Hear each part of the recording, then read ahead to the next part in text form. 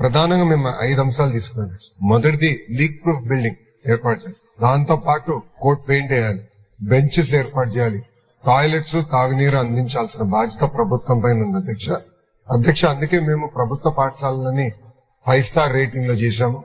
1 స్టార్లు ఎన్ని ఉన్నాయి, 2 ఎన్ని ఉన్నాయి, 3, 4, 5 ఎన్ని ఉన్నాయి మేము చేశాం. ఆంధ్ర రాష్ట్రంలో 5 స్టార్ రేటింగ్ ఉన్న పాఠశాల ఒకటి కూడా లేదు అధ్యక్ష. 40% పాఠశాలలు 1, 2 స్టార్లు ఉన్నాయి అధ్యక్ష.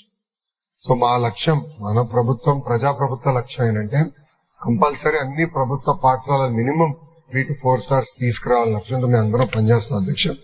పెద్దలు చెప్పినట్టు పెండింగ్ వర్క్స్ అంటే గత ప్రభుత్వం కొన్ని పనులు ప్రారంభించినాయి, ఆ పనులు పూర్తి చేయాల్సిన బాధ్యత ఉంది.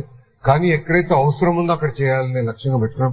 ఎక్కడైతే అదనంగా క్లాస్ రూమ్స్ అవసరం ఉందో అక్కడ యుద్ధ ప్రాతిపదికంగా పనులు పూర్తి చేయాలని మేము నిర్ణయం తీసుకున్నాం అధ్యక్ష.